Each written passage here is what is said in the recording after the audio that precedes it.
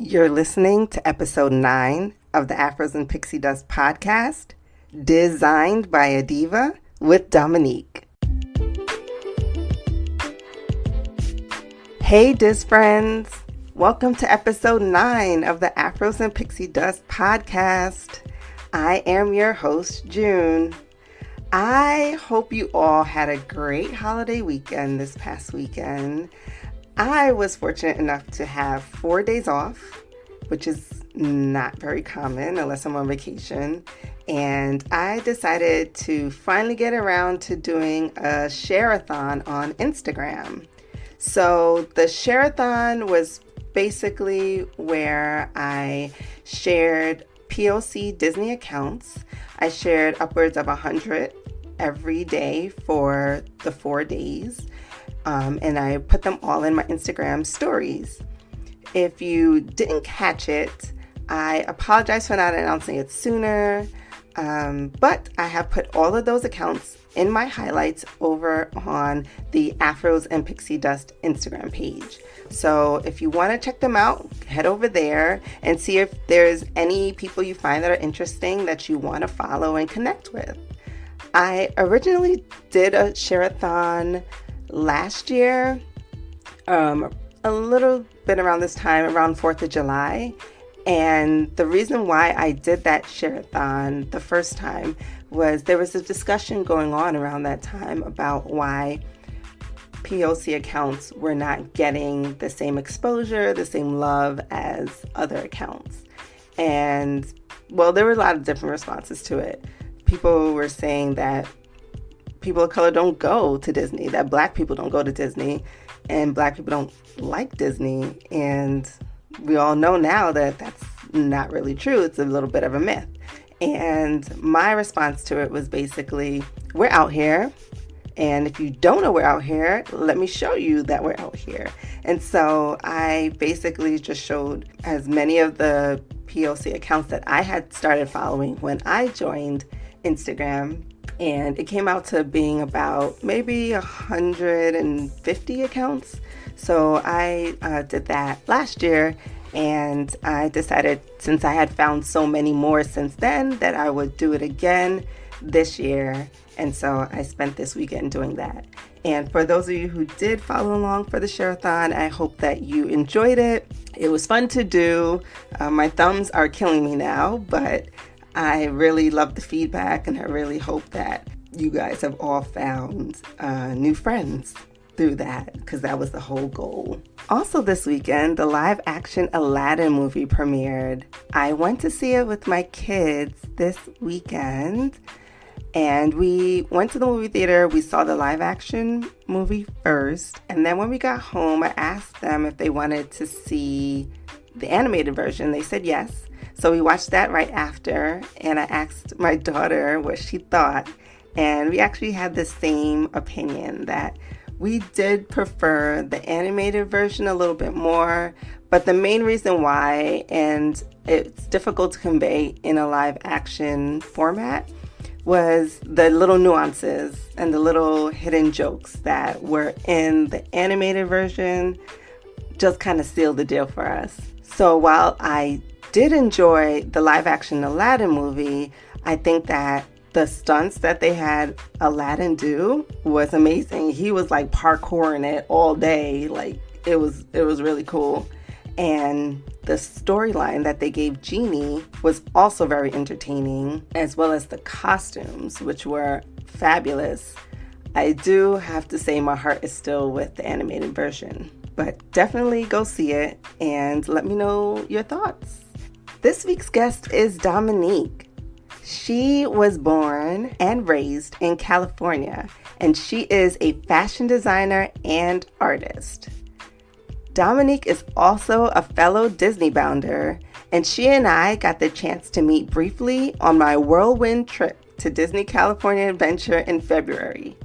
We did a buddy bound as Okoye and Nakia from Black Panther. Even though we only had a brief amount of time to spend together, we had so much fun in those few minutes, and I cannot wait to meet up with her again this summer. I know it's gonna be lit. And without further ado, let's get into my conversation with Domonique. Hi, Domonique. Welcome to the show. Hello, hello. So excited to be doing this. Yes, I'm so excited to have you on. So let's get started with you telling us a little bit about yourself. Okay. That's such a wide range question. Um, I am Cali, born and raised, and I am a costume designer by day, and Disney nerd by, I don't want to necessarily say night, by any means necessary, but that's all there really is to me right now. It's just like work and Disney and work. I feel you, because that's kind of like my life right now. It's a good literal escape. So Yeah, it definitely is for sure. I totally feel Kind you. of a pull from reality, you know? Exactly.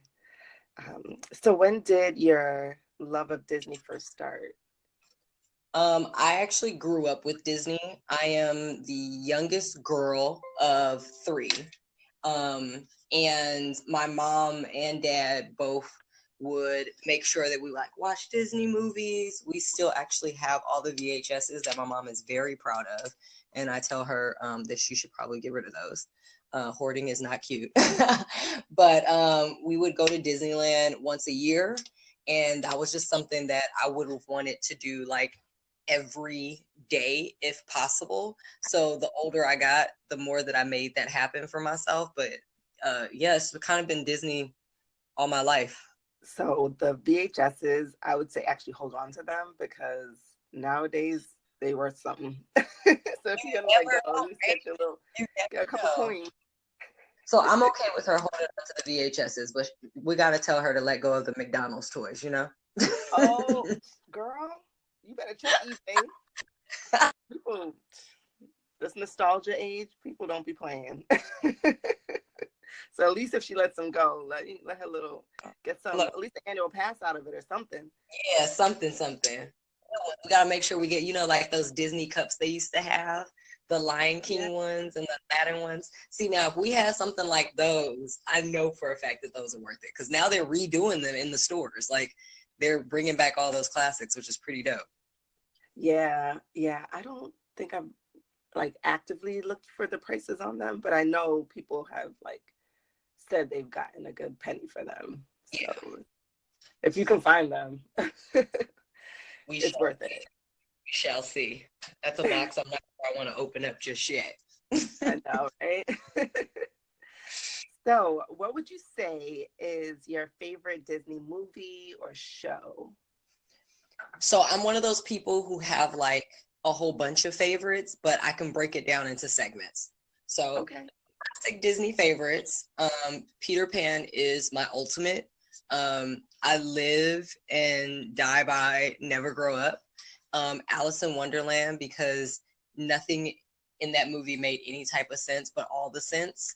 And then if you go to the 90s classics, Lion King, that was like my era growing up. And uh, Princess Tiana and the Princess and the Frog was definitely something for like I thought that was for me. Like I was like, oh, this movie was made specifically for me. Being a Black girl with Southern roots, that was pretty like dope. And then also to see her like being this hardworking woman who was like chasing a dream. I feel like that was something that I was in college when that released, and I was like, oh, this is like everything in me. Oh, I am Princess Tiana. You couldn't tell me anything. And then I have a wrap up of like Pixar, um, pretty much every Toy Story, Cars 1, Up, and Wally. And it's so funny because I didn't watch Wally until like 3-4 years ago, and I fell in love with it like right away. Yeah, Wally goes over some people's heads, but it is a beautiful movie. Oh my God, it's so nice. I love it. I love it. I love it so much. And it's on so many different levels. It's like we need to really start paying attention to what we do to this earth, because we could be there in that situation real soon. All of that with the whole like not having to walk and not having to think and the food coming to you, see all of that good stuff, and then there's like poor Wally and Eve and they're trying to save this planet and all these people are trashing it, and then you look around and you stop watching that movie and you realize, oh, this is actually happening. That's crazy. Mm-hmm. Yeah, them boats to space. Yeah. That might be like in 2 years or so. 2022, you know, you never know. Yeah, I'm trying. I gave up meat and I'm trying. I'm gonna give up meat because I love me a good steak, and I'm a seafood lover. But I did give up chicken about like 8 months ago, and I'm okay with that decision. Okay. Even though with certain salads and stuff, they're a little, you know, a little bland, but you're like, just add bacon. Add bacon to chicken. I think that, well, first of all, Beyond Meat just went public. I don't even know why I'm talking about that. Well, actually, I just read an article about that. That's why. But I just actually made some Beyond sausages for my kids, and they didn't know the difference. So, I mean, who knows? Well, we know what's in them. It's plant-based. Yeah. I mean, it's worth trying. Well, my nieces eat turkey bacon because their dad doesn't eat like pork, and I thought it was so funny because here it is, I'm grilling up bacon when they spent the night with me, and I was like, oh, do you guys want bacon? They're like, no, we eat turkey bacon. So it's like, or you know, I've had people who one of my best friends, she's vegan, so like bacon and all that stuff, and I'm like, no, I can't give away bacon. So I'm giving the kudos to your kids for the sausage, for being able to do that. Well, they don't even know. They just eat food. They barely eat as it is, so I'm surprised when they get anything in their mouths. So I'll just take the win. That's not kids. I had a friend one time that he was a vegetarian, and he said he could never try bacon because he saw how amazing people described it, and he said anything that good, I can't be like anything that good, I don't want to get addicted to. It's funny, I'm trying to think of what commercial it was. There was a commercial, I think it was for Hulu or something, and they were pretty much like comparing like, don't try anything, like don't put bacon on anything because it ruins everything, because then that's all you're gonna ever want ever. And they did the same thing for Hulu, and I thought that was so funny because it's so true. I can put bacon on anything. It's true. I tried there's like mushroom bacon. Is that a real thing? Yeah, like I don't know. I think if you like bake the mushroom to the point where it's like really, really crispy, or fry it. I'm not sure exactly how it's prepped. But so it's like mushroom jerky? Kind of. But it did the trick. I'm not pass on that. Yeah, I'm a pass on that mushroom jerky bacon. I like my mushrooms fried and juicy, you know? Yeah. Yeah, okay, now that we kind of went off. You got me hungry now. You got me hungry. Got to put the air fryer. For some reason, I went grocery shopping and just bought like 4 different types of bread. So, yeah, I'm kind of hungry. All the carbs. I'm loving all the bread. So, yeah, I feels that. I'm going through it right now. And I bought like 3 boxes of the Celebration Mickey Mouse ice cream bars. I don't even like ice cream like that. What? How are they? Have you tried them already, or you just bought them just to test them out? So I did try. I actually finished the box with the kids. I had like. Okay, yeah, it's anybody that you're blaming the kids for finishing the box. They're actually pretty good though. I didn't think they were gonna be as good as I thought. So sometimes the gimmicky snacks kind of throw me because I expect them to be so great, and then it's like they're not. That makes me sad, especially like some of the Mickey stuff, which was a little sad. Yeah, I thought it wasn't gonna be good, but for some reason it's hitting the spot right now. And I'm okay with it right now. You gotta eat your feelings sometimes. It's okay. I love me some food. I'm a full on foodie. Like, so I understand that for sure. Yes. Next time I come to Cali, we got to do like a food and wine. Oh my goodness. So I am down for food and wine. Usually do it with my best friend Princess, and we run through those things. But I have one of those things where like recently I decided I was going to try everything. Normally I'm like, I'm not gonna get, not gonna do a little, oh, I don't know how this tastes or what this is gonna taste like. And I love the Food and Wine Festival.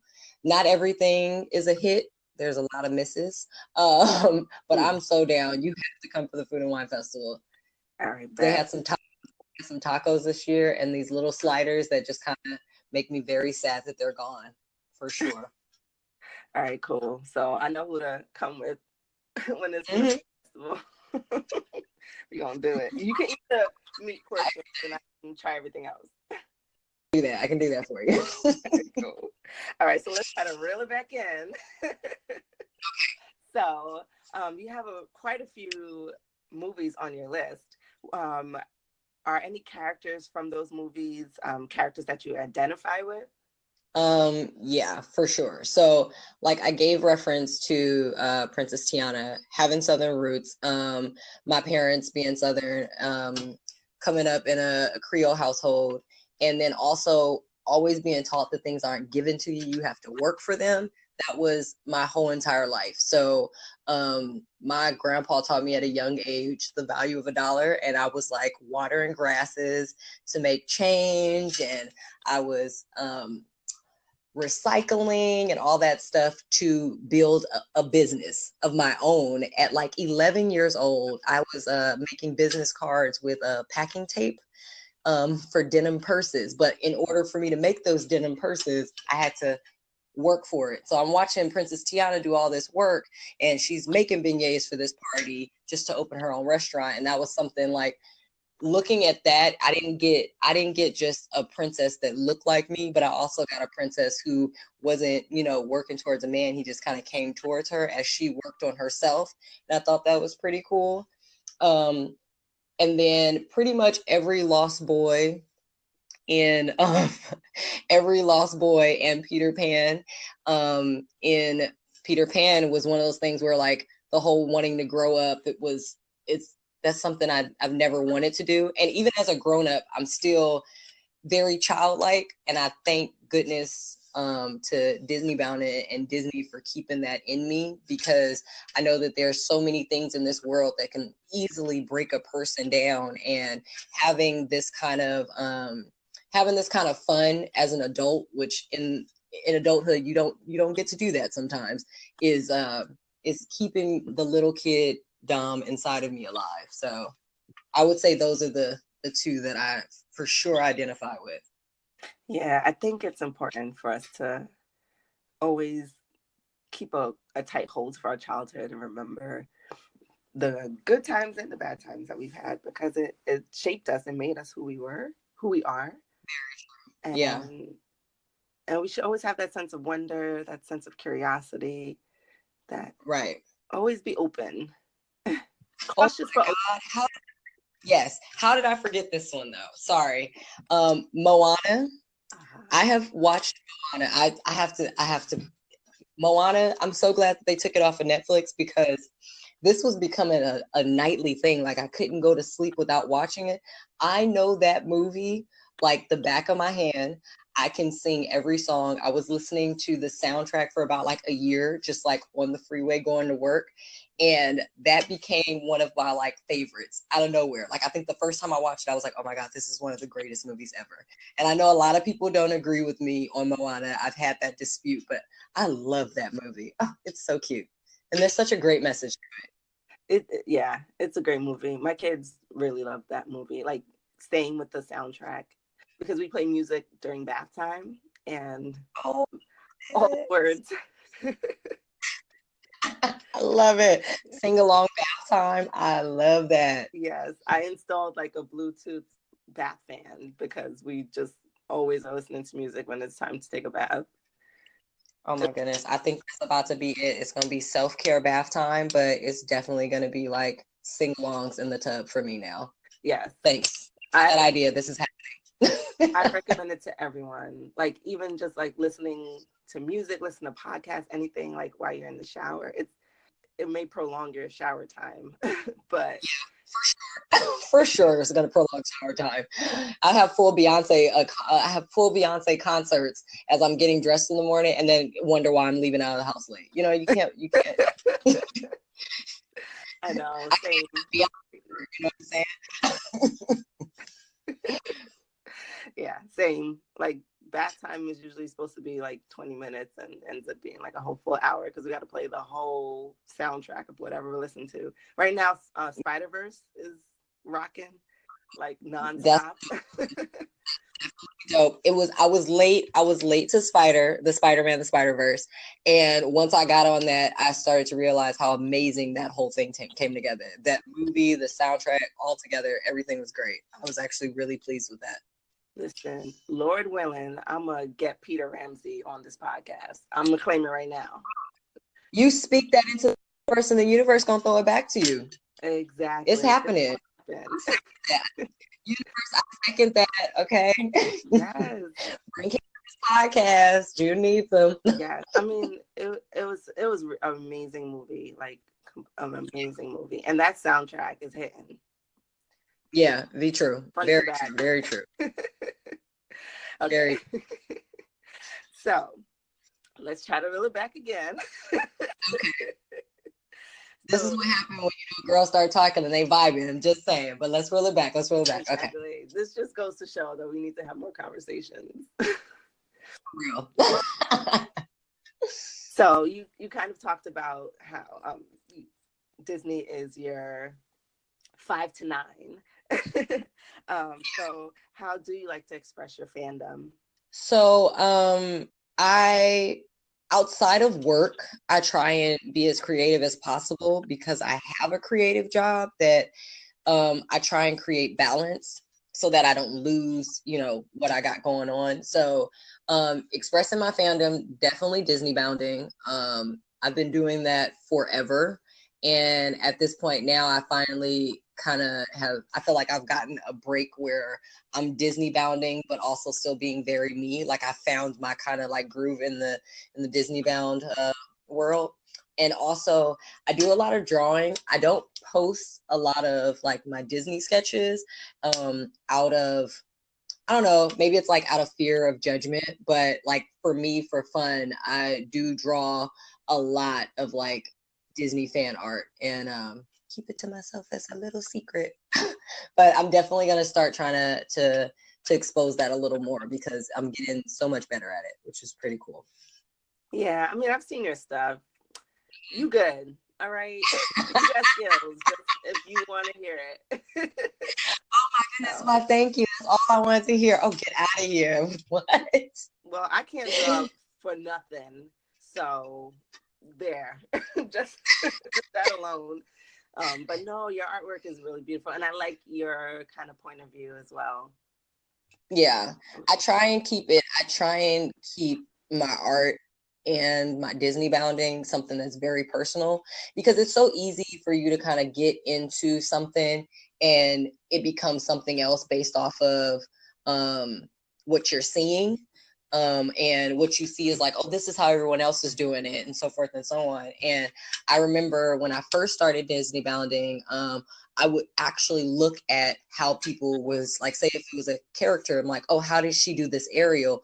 And I would try and do it like how she did that Ariel and kind of like morph it my own way. And I started realizing that I kind of just need to know color schemes and go with that, but it needed to still be me. Like I'm not one to wear like skirts that much or like dresses that much. I love me some pants. So most of my Disneybounds are pants. You will very rarely see my ankles. But I started feeling like, okay, how do I like make Disneybounding not just something that I'm doing, but something that I'm loving and something that's very me? Because there's so many of us in the Disneybound community to where it's like, what makes you different? Like, how do you go about, how do I go about it in my own way? And that's the same way I think in my art. There's so many amazing Instagram artists that's one of the reasons I guess in my head, like I don't post as much. just because, you know, you still have that like compare and contrast situation. But I kind of see so many different fan arts going on, especially when it comes down to the Marvel stuff and all the Disney characters. And I'm still trying to find my groove to set aside, like, oh no, this is Dom's art, you know, these are Dom's bounds kind of thing. Like that's her style. Yeah, I think that's the most important thing about fandom and fandom fashion is keeping yourself in it. Mm-hmm. Because it's so easy to emulate other people or try to be too too exact with what the character looks like, and then you kind of lose sight of what it is. It's self-expression. Yeah, and a lot for sure. My first Disney bound, I was Sally from The Nightmare Before Christmas, and I'll never forget this because it was so bad. Oh my goodness, it was so bad, guys. It was so bad. But I was in my junior year of college, and I remember following the blog at that point for a few months. She had it on I can't remember, but I picked it up off of actually looking at the Disney wedding site because I thought that I was going to be a bridal designer. Yeah, that's a no. And then I saw that as like an ad on the side, and I was like, oh, this is pretty cool. And at the time, I was like following the blog for like a few months. And Leslie K was like always posting. I was like, oh, kind of this is cool. Maybe I should try this one day. And I remember actually like having this like patchwork shirt and these like leggings that were Gwen Stefani's like Hirajuku line that had like the safety pins on them, but they were like kind of patchworky leggings, and it just came together so bad. And I remember looking in the mirror and I was so proud of myself, and I was like, this is terrible. I'm not going to tell anybody I did this. But I was proud I pulled it together, you know what I'm saying? So like nobody could see it. I was just me in my dorm room pulling it together myself. But it was one of those things where I was trying so hard to be exact to Sally, and in my head I'm like, she's clearly a cartoon character who stitches herself back together after falling apart, so that's not realistic. And the more and more I started bounding, I started realizing I was trying to find a happy medium between it being a costume and it being something I could legit wear out of the house. And every bound now that I do, these are like my actual clothes. Like I would probably wear half of these outfits as they are put together, you know, just Dom walking down the street, which I'm very proud to say at this point. Most of the accessories are like my accessories, things that I've like actually found in my house and stuff that I would wear on a regular basis. Whereas before I was using so many like actual things that I would never wear out of the house. And I thought that that was just kind of defeating of the purpose of me like keeping that kid alive. You know, little Dom was not just Dom anymore. She was just like a whole character. Yeah, I feel you. Yeah. For me, when I started Disney bounding, like I had pretty much no clothes in my wardrobe because I was kind of like coming out of maternity mode, and like I ain't buying no clothes. I'm not gonna stay this way for much long. So I didn't have that much clothes. I had like leggings and t-shirts, and that's me most of the time anyway. So I was like, oh, I need a new wardrobe as I'm like getting out of this maternity phase because I ain't having no more kids. So so I was like, okay, now maybe I can try this Disney bounding, and as I get new pieces, added to my wardrobe. So for sure. Don't get me wrong. I've definitely bought things specifically to Disney bound with. Like, I want to say actually last year's Disney bound challenge just so happened that I have a goal for myself every year. And it's usually like not necessarily a New Year's resolution. I set a list of things that I particularly want to either work on and accomplish. So I guess it's like a resolution, but it's not like, oh, I'm holding myself like I say it, on the first of the year and stuff like that.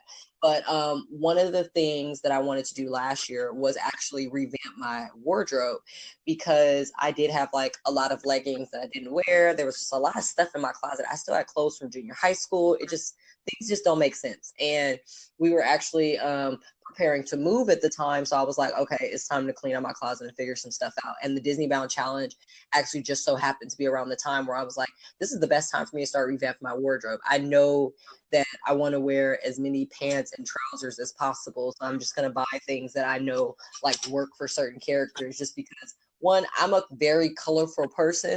So I think that my wardrobe should also be very colorful. So it just kind of was like, just buy all the color, all the pants, all the sequin, even more sequin. Okay, more sequin, more shiny stuff. Got it. So I started revamping my wardrobe a little bit at that point. And I feel like I'm always adding pieces. Like right now, I'm looking for the perfect pair of yellow shoes. Because you don't realize what you don't have in your closet until a Mickey Mouse bound come up and you don't have yellow shoes. He has yellow shoes. We should all have yellow shoes. Let me tell you something. We had a pop-up in New York, the Mickey True Original exhibition, and so make that. Mm-hmm. Yeah, and I was trying to do Mickey and Minnie for my kids, and yeah, the yellow shoes situation was ridiculous. I ended up painting some Tims for my son. They came out pretty good though. Nice. Yeah, it wasn't happening any other way.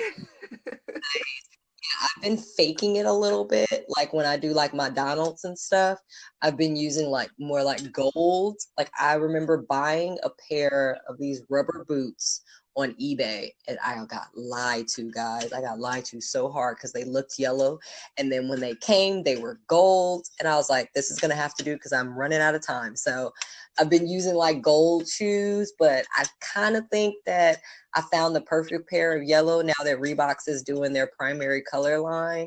So I think I might give me some of those like yellow Reeboks because those are pretty dope, and I'd wear those on a regular basis, but they're like the perfect shoe. You need to get them Reeboks like yesterday. I found some on, I think, Amazon. And I was like, oh, let me wait a little bit. Let me see what else I can find. And they were gone.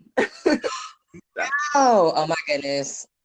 I'll probably be in somebody's mall tomorrow because I've definitely been telling myself that I need those. I've been seeing them pop up and I'm like, I could wait. I can't though. I really can't anymore. Especially if you're telling me they're going like hotcakes. Yeah, it was. I could have cried. I was like, why? And I guess they had like other sizes, but my size, they were like done or like too ridiculous of a price for me to be willing to pay for them. That's actually my issue always because I am a basic woman size shoe. I'm a size 8, and apparently that's like always gone everywhere. But I recently found out that I'm also a kid size, but for all the women with my shoe size, I'm not going to tell y'all what shoe size that is in kids so that y'all don't take the shoes that I'm going to need. But I recently found out that I was like, I could fit certain kid shoes. And I was like, oh, this might work for me. Because I can't find them in women sometimes, you know. I mean, my daughter, she has some cute shoes. I'm like, let me try to. And she has small feet, so we're not gonna be sharing anything anytime soon. But try and squeeze these feet up in here. You just cut the back off. You just cut the back off the shoes. Nobody needs to see them. That's a mule. I'll give you some room. I'll give you some room. Just put your feet in the back of it. That's so hilarious. Don't do that. Don't cut your daughter's shoes. Yeah, I'll be up in Old Navy real quick. I'm like, okay. So Disneybounding is your thing, and your career is in fashion. Do you mind telling everyone what you do? No, I don't mind at all. I am actually a costume / lingerie designer for Lake Avenue. I went to school to design. I started out in high school for design, and this was something I've always wanted to do since I was a kid. I used to draw really, really ugly box shaped things that eventually morphed into what I do now. So at Lake Avenue, I create Halloween costumes, but I'm forever doing like freelance work outside of work, which is prom dresses, actual costumes for like small plays. So I sew, I draw. I can pretty much do a little bit of everything from restorations, sewing on buttons, dyeing, creating character concepts. And that's pretty much my day-to-day. since I get to draw for a living and scroll through Pinterest, which sounds really fun. And it is. It's amazing. It's amazing that actually became a profession. So that's what I do. I mean, I think it's pretty cool. Yeah, it's really dope. It's really dope. It's one of those things that there's all these careers like we have as kids that like you ask kids like what do you want to be when you grow up, and you're like, I want to be a doctor, I want to be an astronaut, I want to be a painter or something like that. And being a creative was something that I wasn't sure I was going to be able to do, so I always had like a backup of something I could have possibly done. Growing up, my stepmom was really into like court TV and all that stuff, and I thought that I wanted to be a forensic scientist for a little bit. And I couldn't shake the fact that I was like a little weird, and that was something that wasn't going to work for me. And being able to actually grow up and be an adult and be a creative for like real life is pretty dope. Like, because I can't see myself working like a regular job anymore. And it's funny because I work so many regular jobs. Like my last food service job, I worked at Crumb's Bake Shop. I'm not sure. Well, you have that out there. Well, you did have that out there, right, June? Crumb's Bake Shop? Yeah, we had Crumbs. Yeah, so we worked at Crumb's Bake Shop, and even that job I turned into being a creative. I was working at Crumb's Bake Shop pushing $5 cupcakes, and I would get bored and start decorating the cupcakes. And my boss took heed to that, and she's like, oh, this is kind of dope. Like, do you mind taking custom orders and like drawing on the cakes? And I kind of started elevating myself, thinking, oh, I wasn't going to be able to find a job that suited me the way that I really needed to be suited. Like I wasn't gonna, fulfill my actual talents. So I just kind of made every job that I ever did, I would throw a little bit of creative in there. And it was really cool, but I was never actually fulfilled in what I was doing until I started realizing like, oh my goodness, there's actual creative jobs out there. I wasn't aware of like after college, they didn't set us up for certain jobs. And that kind of sucks. They give you all this information and help you perfect your skill, but as far as like being able to find that job, I didn't know that there were creative jobs that I could like legit live my dream doing. And so it made it just easier for me to input my creative in every job that I had, whether it was working at Crumb's Bake Shop, or I actually had like a bridal salon job. And so I was doing a lot of my creative work on the side where I was creating prom dresses and doing sketches for other people. And then something was telling me I should probably try and, kick it into gear, look and see what I could do. And now here it is. I'm living little girl dreams as an adult, which is kind of cool. Yeah. I mean, at what age did you figure out that this was what you wanted to do? So I want to say it's so funny because my mom actually still has this sketch. I want to say at 9, I drew like my first fashion sketch that made no sense because it was like 2 squares. It was like a pair of pants and a shirt. It was 2 squares with a cutout for a neck, and then the other square was the pair of pants, and it had a cutout for a crotch, which was terrible. And it was blue, yellow, and purple. And so I thought I could draw, so I would just draw all kind of stuff at that point. And my grandmother got me, my grandma Yvonne got me the Barbie, like it was like the on the computer thing. And at the time, computers weren't big like what we have now, so I could only do it at her house on the computer, where you could make Barbie's clothes. And I remember being able to do that, and I was like, oh, this is really cool. So I went home and started cutting up my own clothes. So between 9 and 12, I was getting yelled at for cutting up my clothes that my mom was purchasing to make other stuff out of it. And I was like, oh, this is kind of dope. I could make all kind of things. And I slowly etched away from that dream because of, kids are mean. That's not, growing up, that wasn't something that was like cool, being able to like make your own clothes and be different. And so I pulled away from that. And I remember getting accepted into the magnet program, and I went to performing arts middle school. I thought I was going to be an actress. That was kind of cool, that people would think that I was pretty cool. And so I thought I was going to be an actress. And I remember having this class, And my teacher, I won't say her name at the time, she wasn't the nicest person. She was my drama teacher. And we did a play called Sorry Wrong Number, and I remember actually being casted for that. And I was thinking, oh, this is exactly what I want to do. I'm going to be an actress, I'm going to be big, I'm going to be on the big screen, all that good stuff. And this is me in junior high school, by the way. I get on stage to do Sorry Wrong Number, and it was actually our pre-rehearsal, which was just like kind of closed, I think, for our friends at the school, and I got sick because I couldn't do it. I couldn't be in front of people. And she got really mad at me for that. And so she told me that in order for me to get my grade in her class, that I needed to work in the back, which was on the costumes. And I slowly but surely started to realize, oh, I never actually wanted to be in front of people. I'm okay with being behind the scenes. And the costume thing kind of worked out for me. And then after junior high school, I went to a fashion design high school. So it's kind of been something I've been doing most of my life, is creating clothes or being a part of some kind of costume or fashion. Wow, that's amazing. Yeah. Yeah. That's a great story. That might be a good movie one day. Just saying. I don't know. We don't have to make a movie about it or nothing, you know. I could just have a conversation over tea or whatever. But yeah, it's pretty. It's an amazing story. Like I said, having those little girl dreams actually become a reality, it's very rare. I'm very blessed with that, and I'll say that for sure.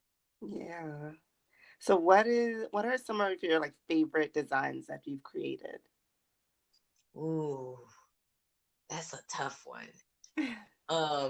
Oh my goodness. Okay, I have one that for anyone who's known me more than like at least, I don't even want to say 10 years, but yes, 10 years, would know that this was one of like my prize pieces. I actually made a dress because I went to a fashion design high school. I had to our last like credit for classes, in order for us to, you know, pass and be able to graduate, we did a fashion show for the fashion students, and I made a dress completely out of chunky, colorful zippers.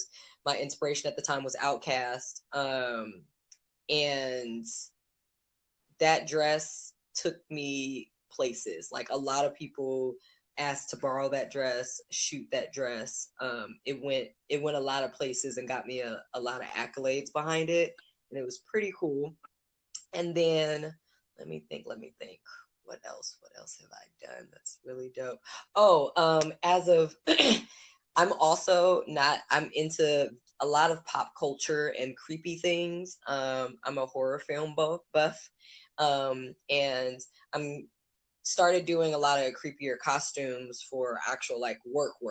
And as of recently, I did this isn't necessarily like a horror film, but it, you know, connects to Beetlejuice, but cartoon Beetlejuice. I did the Lydia poncho that is now actually available in Hot Topic and on my job's website. And one of the greatest things ever was being able to see a lot of my Disney friends actually wear it this year.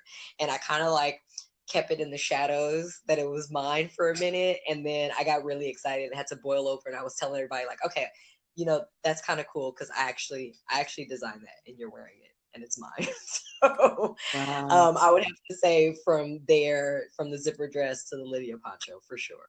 Yeah, that's so dope. Like that Yeah. mesh your fandom into your career. Yeah.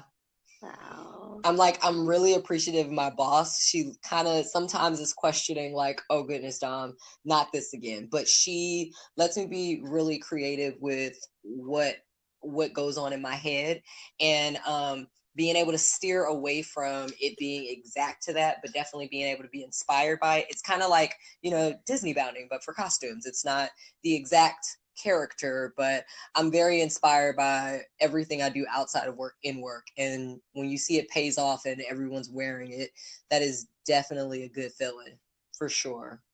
Yeah. Have you created any pieces like specifically for your Disneybounds? Oh, all the time. Like all the time. I've actually Disney bounded so much I can't even think of what I have. But recently I had, we did, I think it was Enchanted was on the list this year for the Disneybound challenge. And I wanted to do Queen Nerissa, and I couldn't figure out how to do her without it being like, you know, everything metallic-y and oil slick look inside of Forever 21.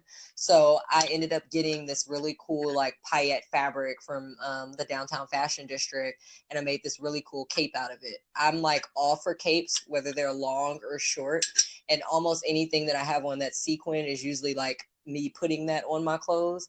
So I alter a lot of my clothes for Disneybounds, and if I hadn't made it from scratch in itself. Wow, that's cool. Yeah. Yeah, like a think tank next time I'm out by you.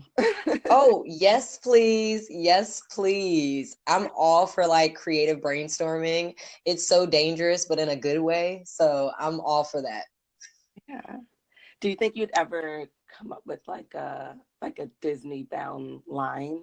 So I actually had something that I was working on outside of school, which kind of was my own little business. It was called Trility. It ran for about 3 years. And in that actual collection, it was based off of, it was my old, like my love letter to the cinema. So every collection was inspired by a movie that I had fallen in love with. And two of those collections were actually, I did one for Mary Poppins, and I found this really cute like penguin fabric, and I made all these really cute dresses. And then I did a collection for The Little Mermaid, and I made these really crazy Ursula sequin leggings that were like a purple sequin, like a black faux leather. I did a King Triton legging.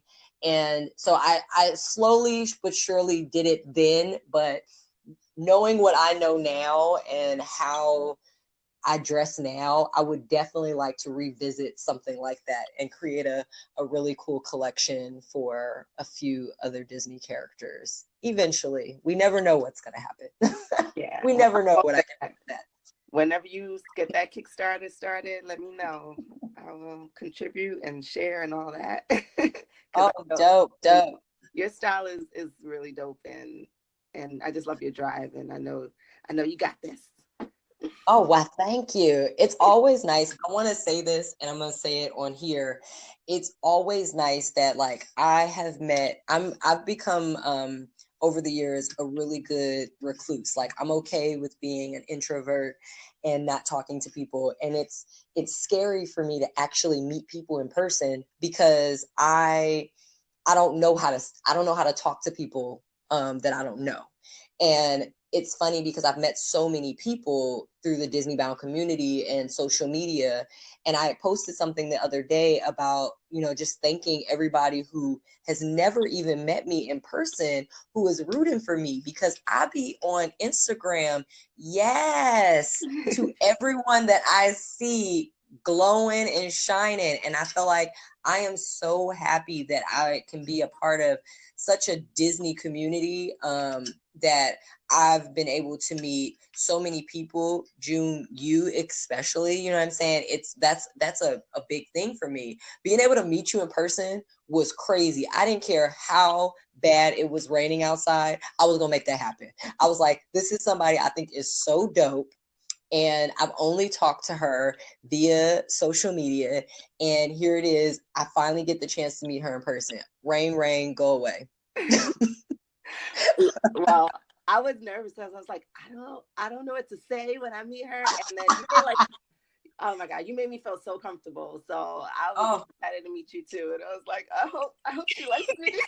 I hope we like, you know, we connect, because I was so excited to meet you, and I just wanted it to like be a good experience, and it was amazing. It was great. And it was like 20 minutes, but it was. Yeah, I know. It was short. It was definitely short. And it's so funny because I got so sick after that, us taking those pictures in the rain. But it was so worth it. It was so worth it. And I'm either going to be coming out to see you or hopefully you'll come out to see me. But that's one of the biggest things that I think that being able to meet everyone that I've seen, because there's times, and if people are listening to this, that you've seen me in the parks and I haven't spoken, it's not because I don't want to speak. I don't know what to say or how to address people. I don't know if they want to be called their name, and I am terrible at remembering Instagram names, and I will stay off to a corner until somebody approaches me. So it's not because I'm like too bougie. Okay, I am a little bougie, but just, that's just nature. But I'm not too bougie to speak to people, and I feel like I don't ever want anyone to feel that way. I'm so open to all meetups, all communication. I just am I don't even want to say shy. I get legit nervous and I forget my own name. Not even joking. So if you've ever seen me like in the parks, out and about and around, like, please feel free to speak to me. I'm very terrible at remembering Instagram names. I'm very terrible at remembering names, but that doesn't mean that I don't know who y'all are, and I wouldn't want to say, hey, right, for all the asses you get from me on Insta. It's true. I'm a little bit of a like a introvert too, and I have a little bit of social anxiety myself. And it's funny because like I'll be outgoing at like inside my job, and then they'll ask me to like do something socially outside, and I'm like, no. It's like, don't ask me to do that, please. I actually used Disney as one of my ways to help me get over my social anxiety. I have dealt with that for a really long time, and I was one of those people who actually couldn't deal with crowds. I used to completely freak out. Like, I used to have like full-on panic attacks because being in a crowded space or being around people like that touch me and things like that used to freak me out. And I remember an old friend of mine who I'm no longer friends with, but I do appreciate her for helping me along with this, suggested that we go to Disneyland. And I'm like, that's crazy. And as much as I love Disney, like I said, growing up, that was something, I would do with my family once a year. But I would watch her, and she would go to Disneyland all the time. And it was something that I really wanted for myself. But one, couldn't afford because I was a broke college art school student. Two, could only think about how many people would be there. But once I was able to afford a Disney pass, I got a Disney pass, and she started helping me go like during the week, Thursdays and things like that, when it wasn't that crowded. And I started getting myself a little bit more comfortable with being around like crowds and people. And then again, Disneybounding and meeting people via social media made me come out of my shell a little more. And then people seeing me in the park, I want to say Dapper Day is usually where that kind of forces me to open up and talk to people, because I'm fully dressed up and I can't just like run away from people. That's not going to work. I can't do that when I got on like a waist cincher. I'll pass out. But it kind of like forced me out of my shell. So it was years of me forcing myself to go to Disneyland and try and like speak to people and things like that helped me kind of get to where I am now. Now, don't get me wrong. I don't do, I try my hardest not to do like opening days or big days at Disneyland, because I will go crazy. Like, I cannot. I went to Pixar Pier, not the day it opened, but the weekend it opened, to do some art drops. And I have never ran through Disneyland so fast in my life. I was in and out of California Adventure in like 12 minutes. I did some art drops. There were people calling me. I was like completely freaking out. It was way too many people. But I was able to at least come in, and I had to challenge myself to be like, no, you want to drop these Edna Mode buttons. You want people to do this. This is the perfect time to do it. So go do it. But yeah, Disneyland definitely helped me with like social anxiety as much as it possibly can. I mean, that's the place to do it because everyone's nice. Yeah. Can't really, like I said, can't really run too far from people, especially if you're standing in line. Don't let you stand in line for Haunted Mansion and somebody see you. What you gonna do, duck? You gonna run? become one of those. That's not gonna work. So how often do you go to the parks now? Oh, I used to go at least once a week. But my schedule is crazy now. I work a lot and I don't go as much as I would like to, but I've been trying to at least give myself like 1 to 2 times a month to go. And I've been going a little bit more often lately because I've been actually doing meetups, like meeting up with people. And it's made it like I'm giving myself a reason to like force myself to go, because if I'm working Monday through Friday and my job is not around the corner from my home, so I'm doing a lot of driving. Saturdays and Sundays I'm usually like I don't want to do anything, but now I'm kind of trying to like force myself to get back into that Disney groove. Sundays are a good time for me to possibly go into the park, just kind of hide in the corner and do some drawing. So try and do like once a month, and I'm gonna start trying to do a little more, at least 2 Sundays a month. I mean, it's cool when you're that local. Someday for me, maybe. Yeah. Someday soon, someday soon. I'm telling you, throw it in the universe. It's gonna throw it back to us. Yeah, you know, it's gonna happen. It's gonna happen. I know it is. I know it is. So, what are some of your favorite things to do in the parks? Eat. Uh, all jokes aside though, like I do love to eat. I usually don't go in the park without having a churro. But I love to eat. So I'm picking off snacks for sure. And then I am one of those people who can't kind of come into the park without going on the Haunted Mansion. It is my favorite ride. Indiana Jones is also my favorite ride if it's open, which that thing gets closed up a lot, but when it is, I will single rider that thing for sure. And now that we have like all of these new attractions in California Adventure, with Pixar Pier and stuff, I'm all for that. So I actually have fallen in love with the mini donuts at the Lamplight Lounge. Again, I go to Disneyland to eat. That's like let's just be honest, people. I go to Disneyland to eat, and I kind of disguise it as if I'm going to like be social and get on rides, but it's just for the food. I hear that the Disneyland food is way better than the Disney World food. Oh, is it? Well, yeah. Oh, that's disappointing. Don't tell me that. Okay, I haven't been to Disney World. My plan is to do that very, very soon. But wow, that's very disappointing, June. Don't tell me that. That's crazy. Some people say that it's because Disney World kind of has to cater to a lot of different palates. Okay. So there's a large variety. Like there's food spanning so many different cultures. Yeah. But they may like dial it back just a touch sometimes. See, but that's when you have to go into the park with like a mini hot sauce in your purse, or like a mini seasoning salt in your purse, and then you kind of got to spruce up with it. What they tried to do, what they started in a meal, you got to kind of finish it. So yeah, I'll second the hot sauce. The salt is usually okay, but the hot sauce maybe, yeah, a little bit. Throw some hot sauce. Beyonce was right. We all got hot sauce in our bag. Sweat. Yeah. I might have a couple flavors. I'm telling you, some Red Rooster, some Tabasco. Gotta have your keychain sriracha. I know. Oh, you don't want to go to the parks with you got all the flavors. Mm-hmm. And don't ask me like, oh, you don't have barbecue sauce? Do not worry, I do. Oh. Classic. I love it.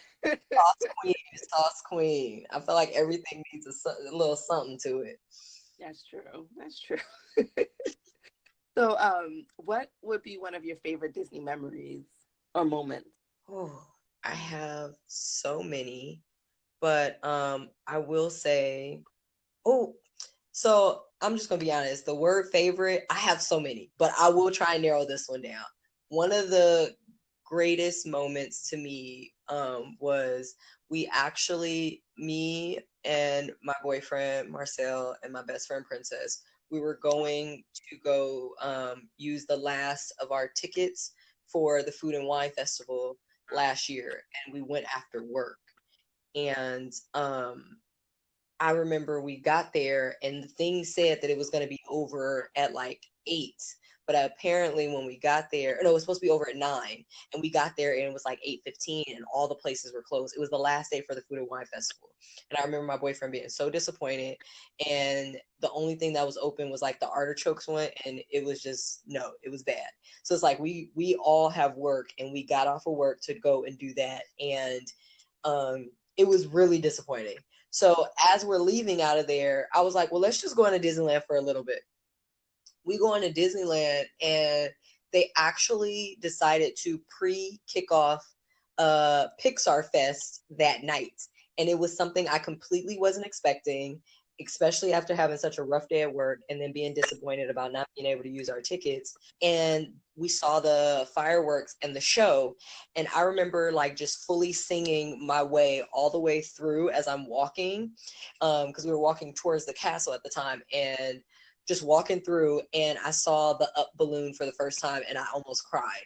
And no, I'm not gonna lie, I'm a big sissy, guys. I actually did cry. I cried. And then walking over to Fantasmic, and I hadn't seen Fantasmic in a few years because I don't have the chance to go into the park at night as much as I would like to. And that's one of my all-time favorite shows in the park.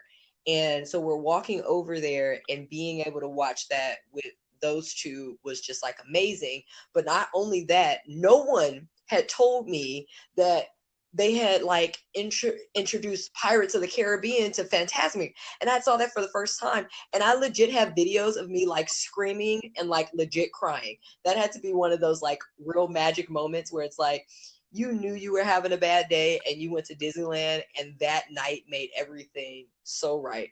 I even had 2 churros in my hand the whole time I was just sitting there like a big kid, like watching that, and being able to share that with like my best friend and my boyfriend just made it like super, super magical. And I know that's like a recent memory that I have, but it was a really dope thing. I actually really think about that a lot, especially with the fact that again I can't go into the park that much at night.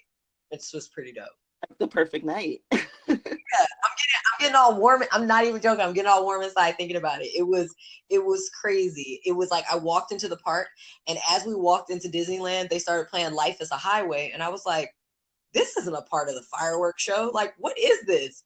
And you see like Lightning McQueen slide past the buildings, and I was like, oh, are they starting this tonight? Like, are they doing this tonight? And I sung Life is a Highway, and I saw the Toy Story and Coco, and I just was freaking out.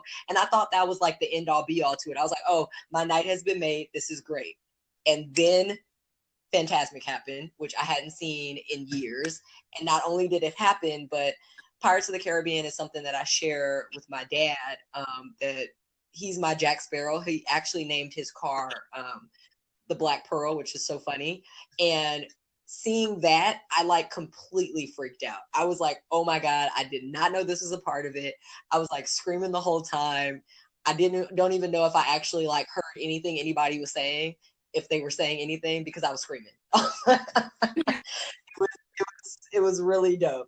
And I'll say the second moment that comes second to that was my dad doing his first Dapper Day, which was amazing to see, because I usually have a lot of people come up to me during Dapper Day, and it was his first Dapper Day, his first Disneybound.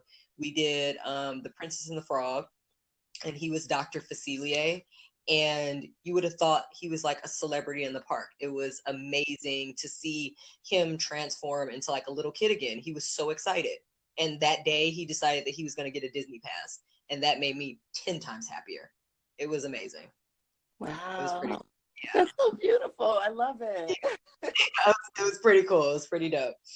So, what is one thing about yourself that you would like everyone to know? I've been doing a really good job recently at trying to be as open about me as possible.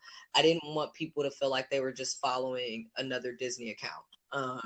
So with being a person with like my work life and like my home life and my illness and a little bit of everything. So one of the things that I can honestly say about me is that I would love everyone to know is that outside of Disney and just being, super super involved in that I have become one of those people that actually really appreciate life. So I'm a pretty dope person. I don't think that I should actually have to say that, but I want to say that in a sense to where, like I said, I come off sometimes as if I might not want to speak, or I'm not, as social. But I really am, and it's just a little fear in me that maybe other people aren't. So I kind of let it happen on its own. But yeah, I'm open to all connections when it comes down to that, and I think that that's something that sometimes you might not get from me, but just know that I'm open to all highs and hellos, meetups and all that cool stuff.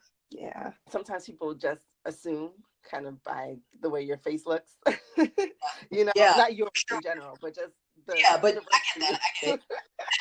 I definitely get it. I'm not, it's funny because I'm not one, I'm so big on greetings when it comes down to people I know at work, like when you walk in a room saying hi to people, but I will legit look at a person and know your face. Like, I've seen you on social media. I've definitely liked, loved, and laughed at some things.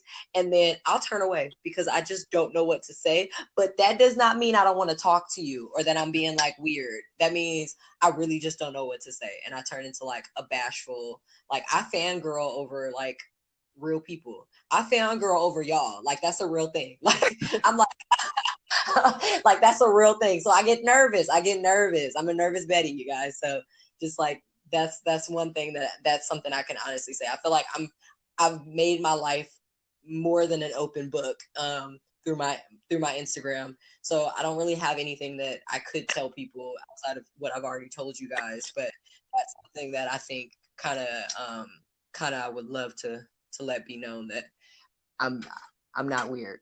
I'm not weird in that sense. I can't talk to y'all. I can't. It's just hard sometimes. Yeah. I mean, and that's where social media helps, because you kind of can take a beat and gather your thoughts and then be able to kind of communicate in a more comfortable way. Right. I would also like the world to know, and I know this is terrible, but I know a lot of you guys are big Frozen fans, and that's great, but I'm not. And I feel like that's a secret that I keep to myself sometimes, and I can't anymore. So just let you know that. Well, That's a I'm happy that you felt comfortable to reveal that here.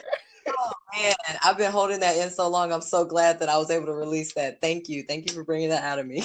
I will say, when Frozen came out, I avoided it as much as I could, just because the Let It Go song was a little too big for me. Everywhere. Oh my God, it was everywhere.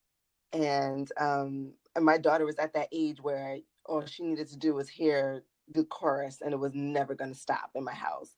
And so Oh, I avoided it for a very long time. And then she went to preschool or daycare, and I guess the song got to her there, and I was like, okay, let's just do it. Let's just rip off the Band-Aid. lives with you. This happened.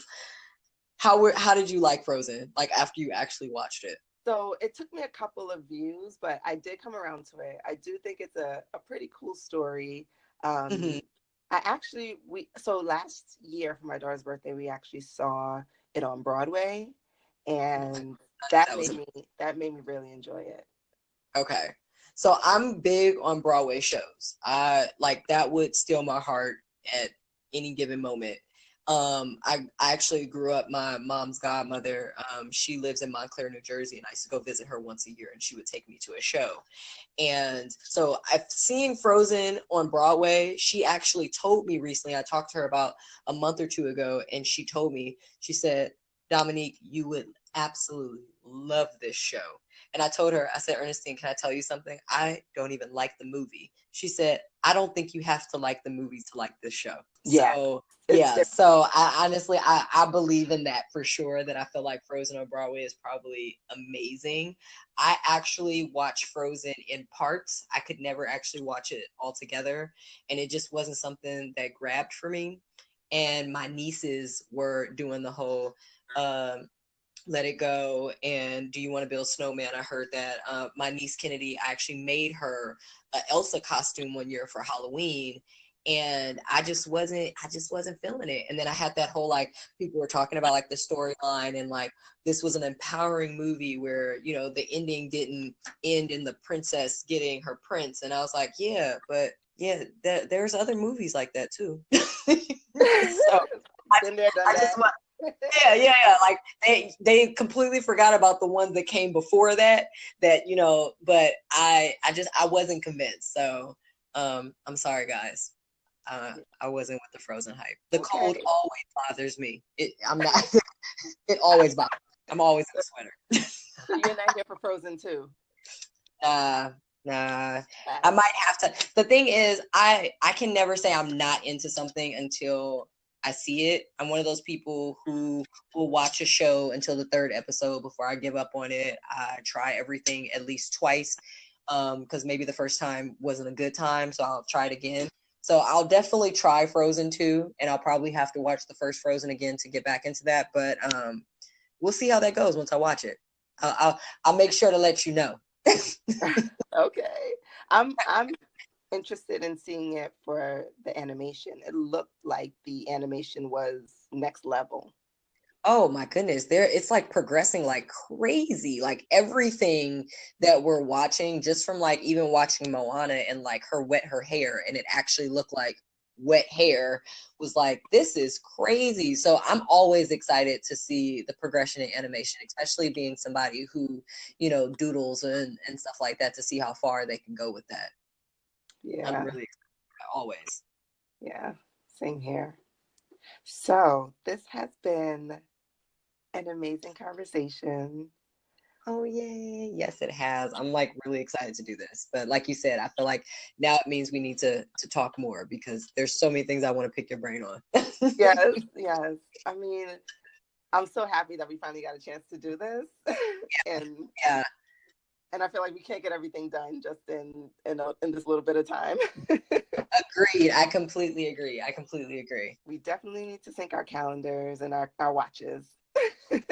All for that. I'm not even joking. This is like crazy because as you were saying, sync our watches, I legit just tapped mine. So, you know what I'm saying? That has to happen. By chance that I tapped mine and you said sync our watches, but for sure. Exactly. Yeah, no, because there's a lot of stuff I just wanted like to go deep into, but it's 1 o'clock here Oh, in the morning. oh my goodness. Please go to sleep. That is so crazy. I am so sorry. Look at me trying to keep you up. No, sleep is relative to me anyway. Time is relative to me. But this is actually my daughter's birthday weekend, so I'm gonna be spending the whole day doing her hair tomorrow. So we Oh can my goodness. fly. Happy birthday, Mini June. I love it. Yeah, she's excited. She's like, let me go to sleep right now so I can be ready to get my hair done tomorrow. I was like, okay. Oh my goodness. She's probably like the only little girl in America that wants to get her hair done. I love it. I love it. Yeah, that's actually what she wants to be when she grows up. She wants to be a hairstylist. Ooh, yes. You start those goals now. Yes. I love Yeah. So I'm it. It like, always starts when you take these young people's dreams seriously, you know what I'm saying? Because they actually come into fruition. Like my mom letting me do what I had to do when I wanted to do it, and now look at where I am. So I'm all for that. Tell her to hurry up because I'm gonna need my hair done soon. I'm cool. I'm down for that. I'm down for that. Yeah, we're gonna get started. Like she has a little Barbie doll head that she practices on now, and Nice. you would not believe the amount of very costly hair supplies that she's actually used on that Barbie doll head. And I'm like, oh girl, you lucky you got a mama like me because Black hair care products is not cheap. So I could only imagine. yeah, I had to walk away several times. Like, okay, support her art. Support her art. I got it. Yes. But before I let you go, where can people find you to see your art, to see your Disneybounds? So pretty much I am full on Instagram based at Dom Diva Does It. And on there, I periodically switch back from an Etsy store to a Society 6 for my art. All of my Disneybounds are usually posted on there, sometimes in my story. And randomly, I'll post links to some of the things that I designed for Lake Avenue, which are also available on the website. So, yay. At Dom Diva Does It on Instagram. And you can also hashtag Dom Diva Druid and find me from there too. Awesome. And I will link that in the show notes so everyone can find it. They don't have to worry about how to spell it or anything. Cool. Yes. Yeah. And I'll put the Etsy store up there too so people can nice. check it out. And I still have my hot cup. That's my morning brew. Oh, yes. I'll be sending you a cold cup. It's getting warm, so I'll send you a cold cup real soon. Okay, I'm down for that. So thank you for this conversation, for taking the time out to talk to me. I really enjoyed it. I'm so happy we got to do this. Thank you so much, June, for having me. I appreciate you. You've just heard my conversation with Domonique. Please check out her Instagram page to learn more about her life, her fashion, and her artwork. I've linked it in the show notes. And for all of you fellow socially challenged adults, just know that you are not alone. And there is absolutely nothing wrong with being socially awkward. If you do want to work on your social skills, try taking small steps to interact with people, whether it is through engaging on social media or in person by visiting public spaces like the Disney parks. You never know what connections you'll make, so give it a shot. The POC-owned small business for this episode is Domonique's shop. It's called Dom Diva Druid, and in her shop, she sells her artwork on prints, stickers, beverage containers, clothing, and accessories. You can check out her stuff at society6.com/DomDivaDruid. A link to her shop is in the show notes as well. And as always, if you've enjoyed what you've heard, please be sure to rate, review, subscribe, and share this podcast with all of your friends. And also be sure to join the Afros and Pixie Dust Facebook group so we can talk more about Disney fashion. So until next time, never stop deep conditioning or pursuing your happiness.